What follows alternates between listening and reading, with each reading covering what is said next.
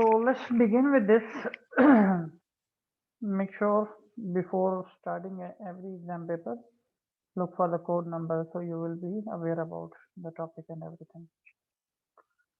First question here is, before this paper, actually I was deciding to do the topic that we were doing previously, but that I will do tomorrow. So today we will take this past paper. Question is, divide 24 in 7:5. Whenever any of such question is given, what you have to do, first you will find the sum of ratios. Sum of ratios, if you take, it will be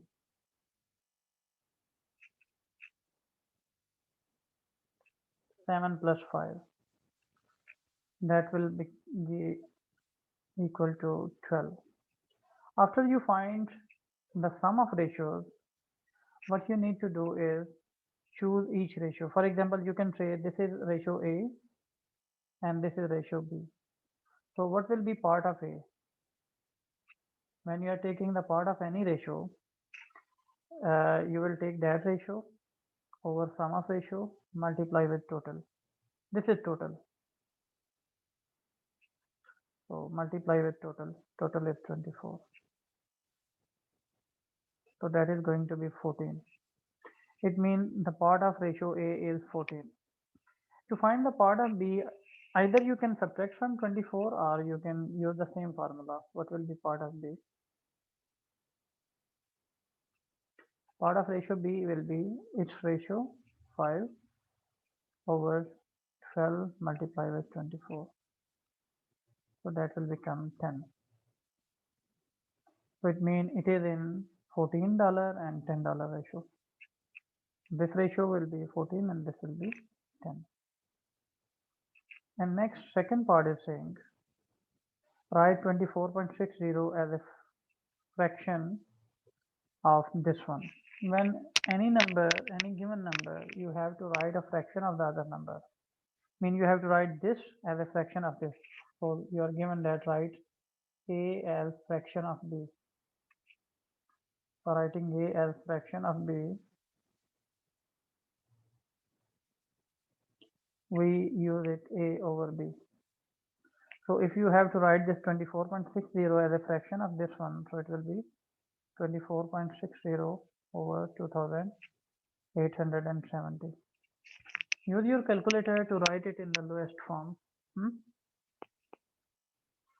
Because whenever you write any fraction, only in probability, if you don't write the lowest form, will be acceptable. Otherwise, every time you must have to write it in the lowest form. So 24.6 divided by 2870, it will form 3 over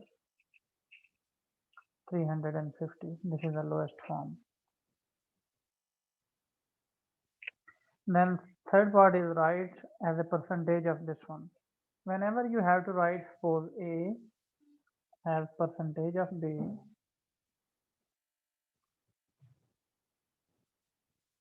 so it will be A over B times 100. So if you have to write this as a percentage of this, so what it will be? It will be 1.92 over 1.60 multiply with 100%. So what it will be? You can calculate it. It's going to be 1.92 divided by 1.60 and multiply it with 100. So you are going to get 120. So will be 120%. Next, for part B, in a sale, original prices are reduced by 15%. There is a reduction in the original price. You know, original price is always 100%.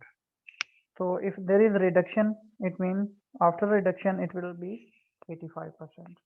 So calculate the sale price. It means sale price is 85% because there is a reduction of 15% in the original price. So you can say you have to find 85%. So let's suppose the sale price, which is 85%, okay? 85%, let's suppose, is equal to X. So you need to find the original. Original is always 100%. Original is given 12. So cross multiply. This is called reverse percentage. So for this one, you can cross multiply. What you will get. No need to write percentage because ultimately it will cancel. So going to be x into 100 equals to 12 into 85. So x will be equal to 12 into 85 over 100. So let me calculate this one. 12 into 85 over 100. It will become, if you write it in the decimal, going to be 10.2.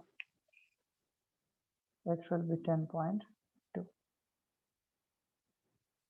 So it means after sale, the price is 10.2.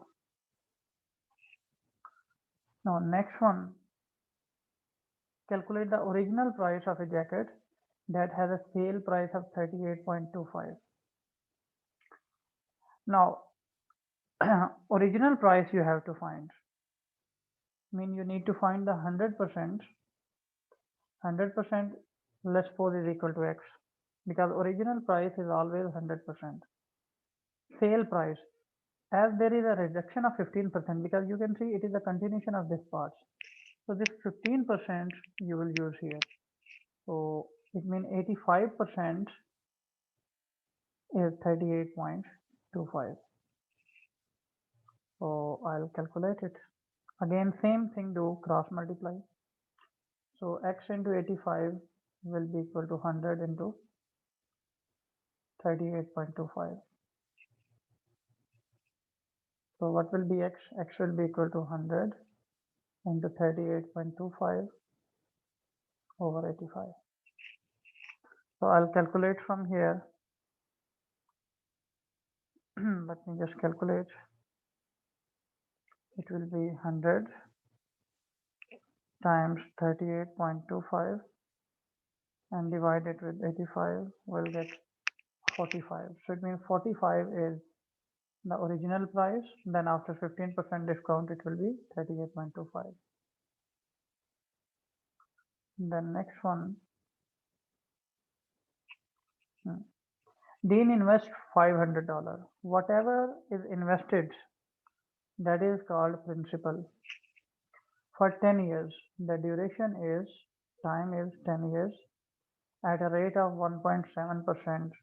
This is rate R, and it is invested as simple interest. Calculate the total interest earned during 10 years.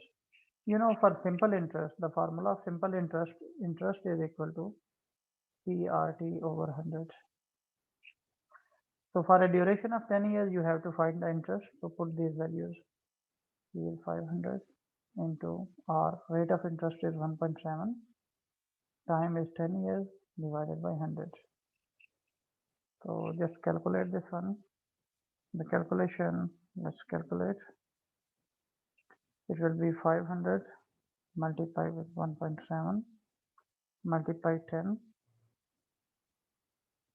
divide it with 100. So 85 you will get.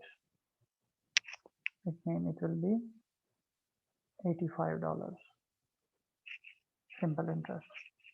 The next question is, Oli invests $200. Whatever is invested, that is principal at a rate of per day. Now this rate is per day. We must have to change it into yearly rate because it is per day compound interest. Calculate the value of Oli's investment at the end of 1 year. Now in one year there are 365 days. So either what you can do, if you want to keep the rate in the per day form, usually when we write the formula for the amount, the formula for amount of compound interest is P into 1 plus R over 100 to the power T. When we write this formula, and if the rate is in years, is annual, then time is also annual. Time will be taken on the annual basis. But now rate is per day, so your time should also be in days, or you should convert the rate into year. So to convert rate into year will be slightly difficult. So why not to convert years into days? It will be more easy, 365 days. And then you can calculate it.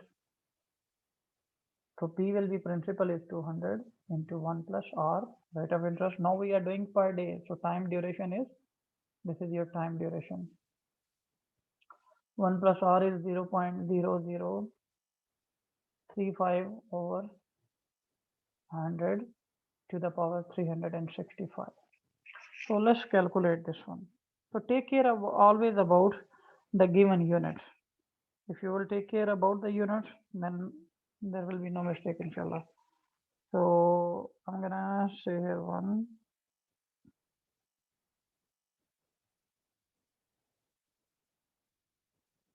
Sorry, 1 second. Let me write again. 200 into 1 plus 0.0035 over 100,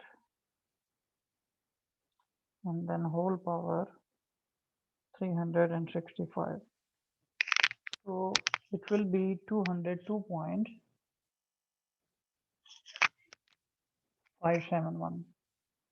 Now round it to 3 significant, rounding to 3 significant, it will become 203. If any one of you have the trouble in finding the significant figures, let me know. I will share the video about the significant figures too. Third one is IDNA invest $500. Now again, this is principal at a rate of R% per year compound interest. At the end of 6 years, mean duration is 6 years. The value of the investment, mean amount, find the value of R. So this time you have to find the value of R. So to find the value of R, I will write the formula of amount again for compound interest. It will be P into 1 plus R over 100 to the power T. Remember, the formula for amount of simple interest is, if you know, amount for the simple amount is always equal to principal plus interest. So if you will take the amount of this, so it is going to be PRT over 100. That is for simple interest. For compound interest, this will be the formula for the amount.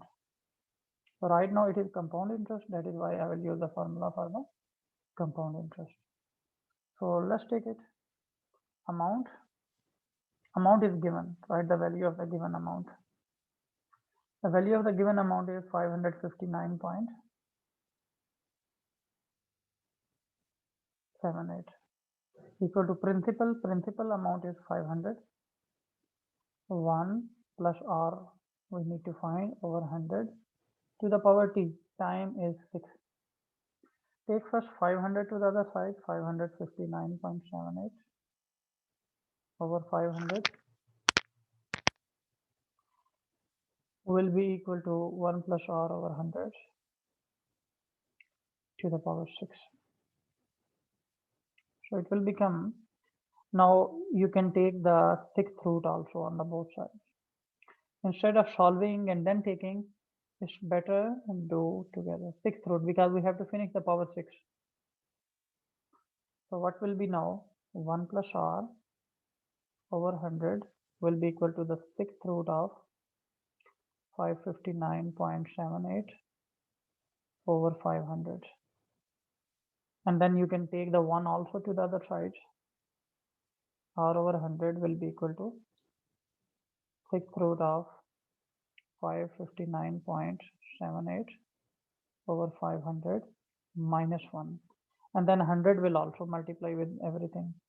So 100 into this one. 559.78 over 500, sixth root minus 1. Yes, so let's calculate this one. So if I will calculate, it will be 100 into then the sixth root, I need to take the sixth root of 559.78 divided with 500. Then out of the square root, keep in mind -1, close bracket. So it is going to be 1.9. So R is 1.90. That is the rate of interest. So always you will have one such question in exam. So prepare for that one. Whatever power will be here, mostly students get stuck with this point. Whatever this power will be, you have to take that root on both sides. And then rest of the work you can solve easily. This one is from the vectors. Vector P is this, Q is this. We have to find 2P plus Q. So very simple. 2 into vector P is 4, 5 plus Q. Vector Q is -2, 7. So now 2 will multiply with both, will become 8, 10 plus -2, 7. Now 8 minus 2 and 10 plus 7. So that is going to be 6, 17. So 6, 17 will be the vector. We found it. Then next part is saying find the magnitude of P. You know, in general, if you have a vector A as xy, so the magnitude of A will be square root of x square plus y square. So P magnitude, if you need, this is actually x and this is y. So what will be P magnitude? Square root of 4 square plus 5 square. So 16 plus 25 square root, which is 41 square root. And if you will take 41 square root, you will get 6.403. So rounding to 3 significant will make 6.40. Again, about the rounding, if you need the video, I can share, or it is available on the same channel as well.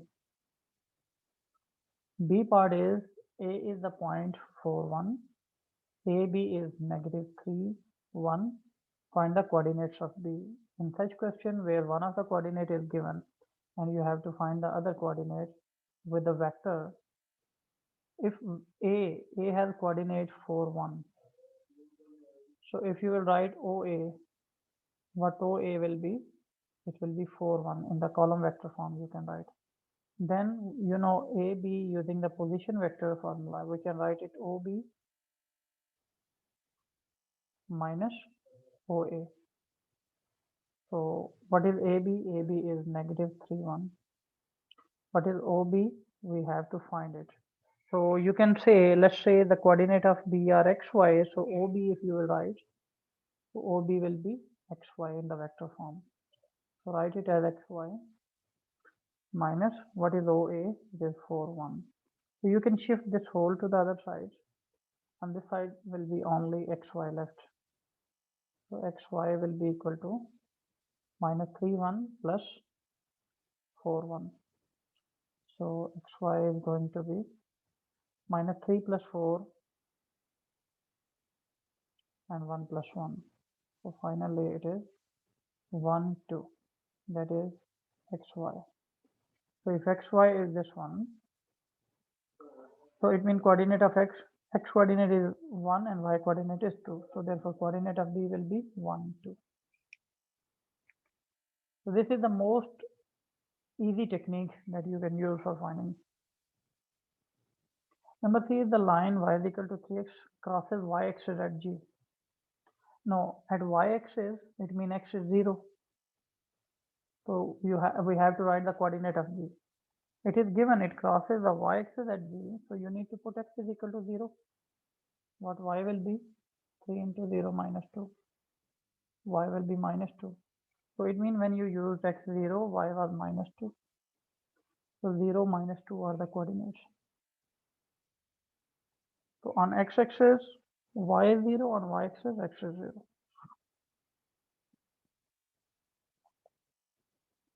Next, the vector. In diagram, O is the origin and OT is double of TD. Whatever is TD, OT is double of this one. Mean if I will take the ratio of OT is 2 and the ratio of this one is 1. And M is the midpoint of TC. M is the midpoint, mean 1-1 ratio. OC is C from O to C, which is C. OD is D. This total OD is D. Find the position vector of M. Mean we need to find this M. OM. Now, OM, if you go for closed path, what OM will be? OM can be OT plus TM or it can be OC plus MC. So first it means to find the OM, I need to find somehow TC because that is required. Otherwise, we will not be able to find OM. What is TC? For TC, I can choose this closed path. I can say it is TO plus OC. Now, what is TO? It is given OT. If you take OT, it is 2 times of TD, double of TD. Again, here I have another issue. I need to find it. Yes, if this is in 1 and 2 ratio, if you will take total OD, as you can see, OD is given as D. So if you will find TD or even OT directly, you can find. OT will be the ratio of OT, which is 2 over sum of ratios multiply with total OD. So that will be 2 over 3 D. So that is OT. But we need TO, yes? So what will be TO then? Negative 2 over 3D. So TC you can find from there. What is TC? TO negative 2 over 3D plus OC. OC is C. So this is the value of TC. Now if you need to find TM, now what TM will be? It will be half of TC because M is midpoint. So it means it is 1 over 2 of the whole value minus 2 over 3D plus C. Going to be, if you will multiply this, it will be minus 1 over 3D because 2 will cancel with it, and multiplying this with this, it will be plus 1 over 2C. So this is TM. Now come to OM. What OM will be? OT plus TM. So what is OT? OT we found here already, 2 over 3D and plus TM. TM is minus 1 over 3D plus 1 over 2C. So these are both, we take LCM, 2D minus D plus 1 over 2C. So finally, that will become D over 3 plus 1 over 2C. Or you can write 1 over 3D plus 1 over 2C. So this is the position vector of M. It is 3 marks, obviously because of that long work. Clear?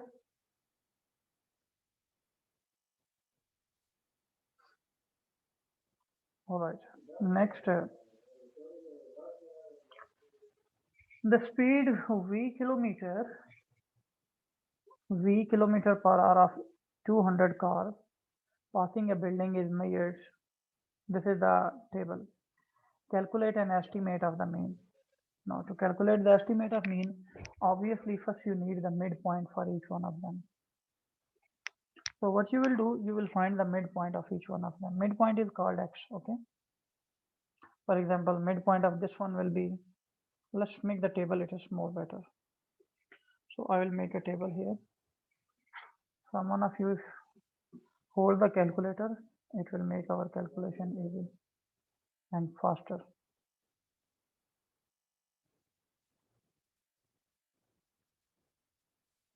Here I will write X for each group. X means the midpoint of each class. Here I will write the frequency and here I will write fx, because you know for group data mean is equal to what? Sigma fx over sigma f. So first I will find x for each group. How I will find x for this one? 0 plus 20 over 2, that will be 10. Then for this group, first I will write for each group how many group are 1, 2, 3, 4, 5, 6. So I will make 6 boxes here. 3, 1, 2, 3, 4, 5, and one more here. Okay. So these are the 6 boxes. Now for this one, 20 plus 40 over 2 will be 30. For this one, 40 plus 45 over 2. 85 over 2 will be 42.5. This is 42.5. This 45 plus 50 divided by 2 is making 47.5. Now 50 plus 60 divided by 2, it will make 55. And in the same way, 60 plus 80 divided by 2 will make 70. So we found the midpoint for each one. Now frequency is obviously given there. I'll write the frequency. No, sorry, it is not 38. It is 58. Then 26. And then 4. So what is fx? Now multiply them. 10 into 16. Anyone can take the calculator? Because I'm holding the pen in one hand, tab in other hand. So it's better if any one of you do the calculation for me. 160. 100. 160. Yes. 30 into 34. 1020. 1020. 42.5 into 62. 2635. 2635. 47.5 into 58. 2755. 2700 and 75. 75. Okay. Then 55 into 26.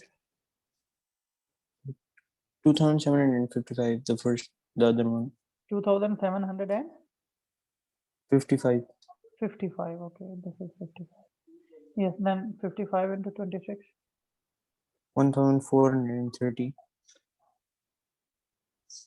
Then this 70 into 4. 280. Okay, now what will be sigma f? Sigma f means sum of all f. It is 200. What will be sigma fx? Mean add all f. These. Add them.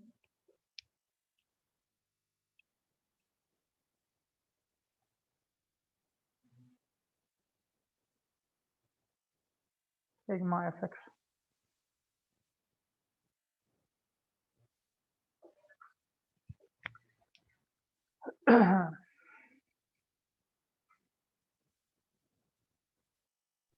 $8,280. 8,280. So then mean will be sigma fx mean 8,280 divided by 200. Yes.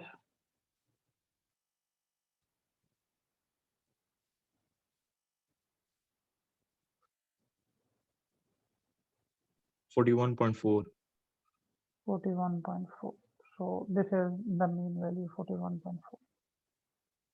Then use the frequency table to complete the cumulative frequency table. Now, how do we take the cumulative frequency? For the first one, it is same. For the second one, you can see how do we get it. Add the previous one. Then for this one, I need to add all these previous one. Yani 16 plus 34 plus 62. So what it will become? 16 plus 34. Because for cumulative, we add the previous. 34 plus, what is this one now? 62, yes. So plus 62. So total is 112.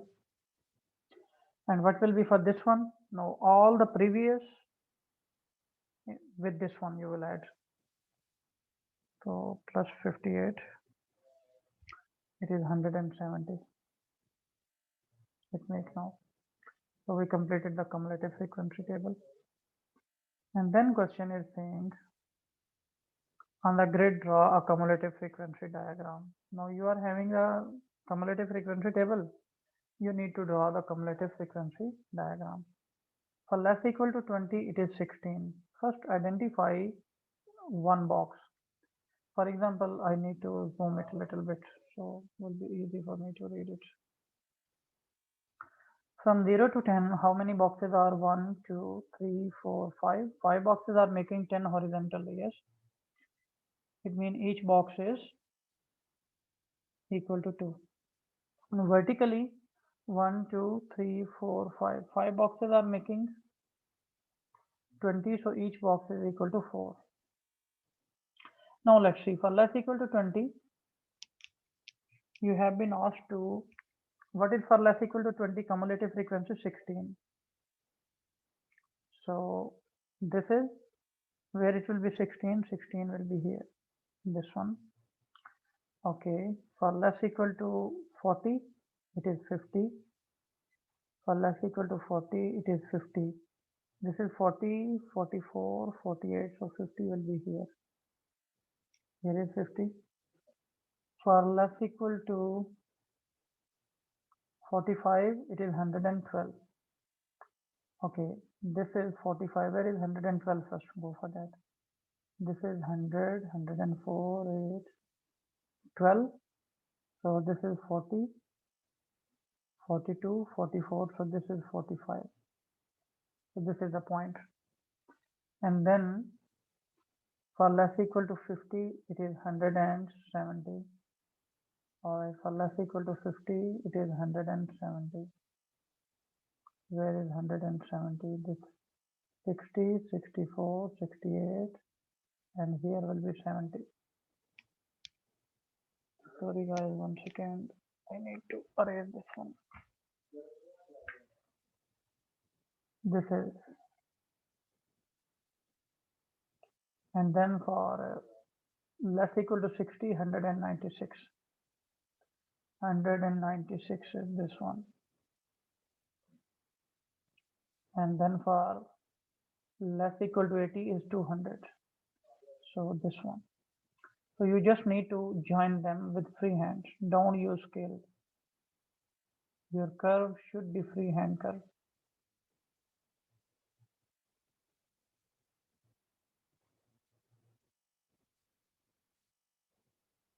Sorry, actually it should move from here. So let me.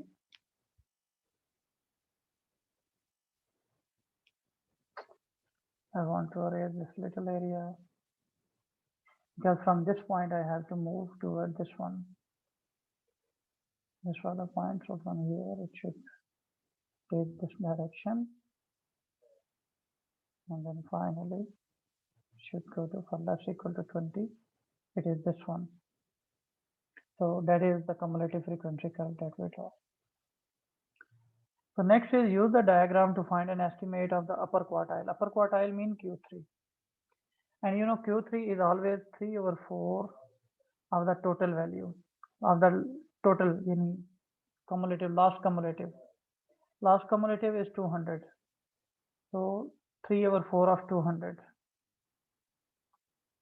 It is 150. So from 150 you will draw the line. I will draw the line from 150. Where is 150, 140? So this is 150. I need to draw the line from 150 where it touched the curve. From there I have to come down. This value will give us the upper quartile, and it is 48. So I'll write here 48. Q3 is 48 kilometers per hour. So after finding Q3, now I have to find the number of cars with a speed greater than 35 kilometers per hour. This side is showing speed. So where is greater than 35? 32, 34, 35. So this one. From here you will draw the line going up till curve, and from there, yes, it means all these values are less than 35 and all these values are more than 35. So total is 200. From 200 I will minus 40. So remaining is 160. All these are having a speed greater than 35 kilometers per hour. So you can see on the graph even must show these lines. Some students don't show these lines. So the mark will be deducted. So must show these lines. Can you please rejoin the link because in 1 minute it is going to close. So rejoin the link.